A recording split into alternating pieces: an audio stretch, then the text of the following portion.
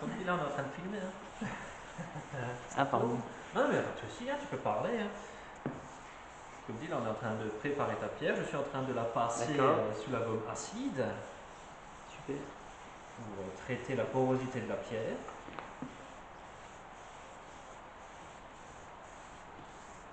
Ça permet de bien nettoyer. Mais on dirait que le trait est plus net aussi. Mais c'est l'acide qui fait ça. L'acide, d'accord. Parce que le problème du fusain, c'est que c'est assez épais comme technique. Je peux parler. Donc pour aller dans les détails, justement. J'ai annoncé que tu venais aujourd'hui pour le traitement de la pierre. Mais justement, donc je dis des choses qui sont en rapport avec le dessin. Chacun sa technique. Donc c'est l'artiste et le lithographe, celui qui va reproduire. Et il y a celui qui fait le dessin. Et donc là, tu enlèves cette... Alors je n'enlève pas, je fais simplement une couche fine. D'accord. Parce qu'il ne faut pas qu'il y ait des surépaisseurs de gomme. D'accord. Sinon ça risque de me percer le dessin, ou ça va amener des soucis. Et comme dit, il faut que ce soit une fine pellicule sur toute la surface de la pierre. D'accord. Le but c'est de faire comme un pochoir. Parce que là, la gomme arabique ne s'est déposée que sur des parties non dessinées. Et toutes les parties dessinées n'ont pas accepté cette gomme arabique.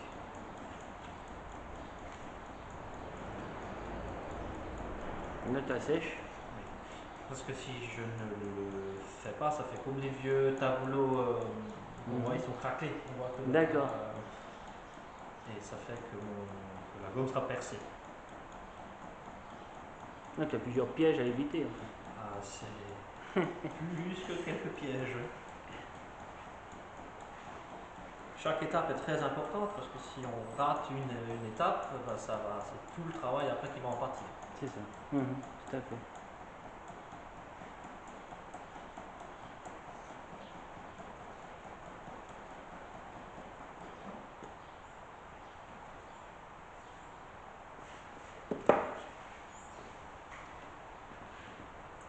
Donc ce qu'on va faire, c'est que maintenant on va enlever le colorant qui est contenu dans ton crayon pour retourner à l'état de la graisse qu'il y a sur le dessin. D'accord.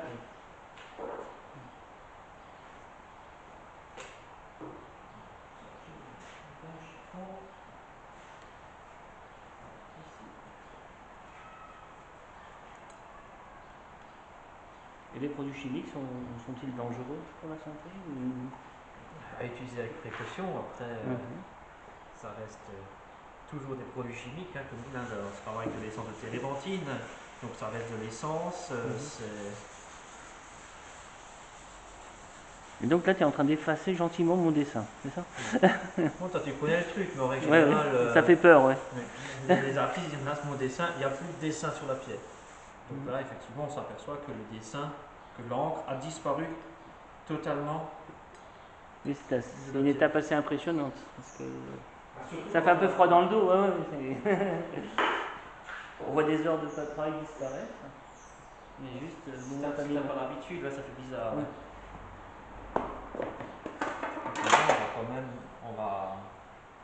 Si maintenant on commence à travailler comme ça directement sur la pierre, le problème qu'il va y avoir, c'est qu'on va faire 10-15 épreuves maximum et le dessin va commencer à s'effacer. D'accord. Parce que là, c'est comme dit, il n'y a simplement que de la graisse. D'accord.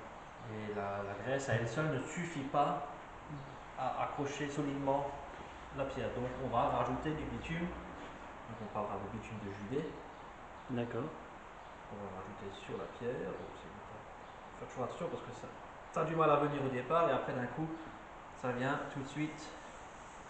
Ce sont des produits qui sont faciles à trouver? Alors oui et non. C'est des produits qui commencent à devenir rares parce qu'on ne s'en sert plus. C'est ça. Mais certaines enseignes les vendent encore.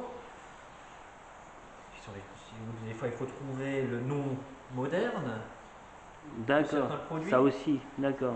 C'est On parce va que changer de nom. Parce que les produits qui étaient utilisés dans les imprimeries ne sont pas tout à fait les mêmes Mhm. que ce qui est utilisé aujourd'hui, mais on retrouve quand même une majorité des produits sur d'autres appellations. D'accord.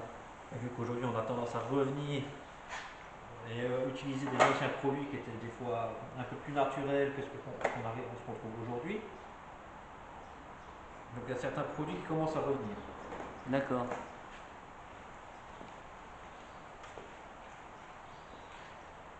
On peut aussi éviter de faire une fine couche.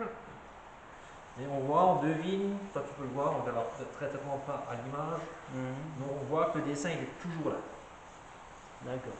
On voit qu'il réapparaît. J'ai l'impression que c'est très gras comme produit. Ah, c'est extrêmement grave, oui. Ça, c'est comme dit, hein, c'est du Déjà, bitume. C'est la même chose qu'on utilise pour accrocher les gravillons au bord des routes. Sur les routes. D'accord. Ah oui, c'est dans ce type de. Seulement, ça, c'est des produits qui sont vraiment raffinés. C'est des produits qui sont très très fins dans leur qualité. D'accord. Si je commence à le chercher quand ils font le bord des routes, bitume, Ce sera pas pareil. ça non.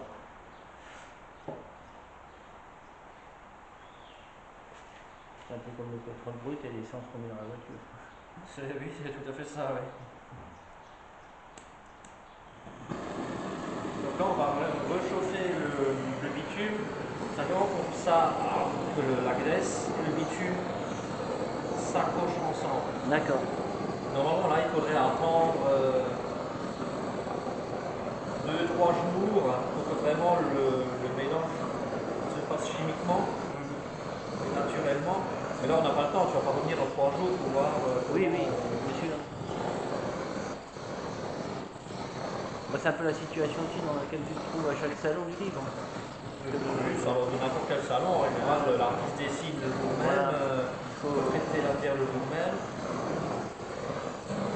Mais souvent, le premier jour, on a du mal à avoir de très très bonnes épreuves. Enfin, on va galérer un peu plus sur le travail. Donc, il faudrait quand même attendre 24 heures vraiment pour avoir de très belles images. Et je vois, quand je commence à traiter la pierre le samedi, je galère le samedi et le dimanche, ça va beaucoup plus simplement parce que la nuit qu'à passer sur le travail.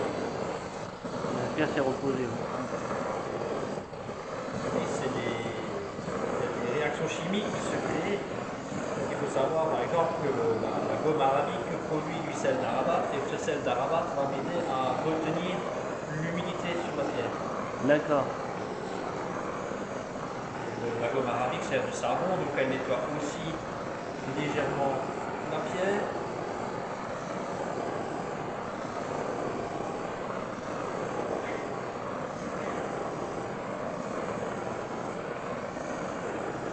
Ce qui est bien aussi là, c'est que l'espace dans lequel vous trouvez est très lumineux.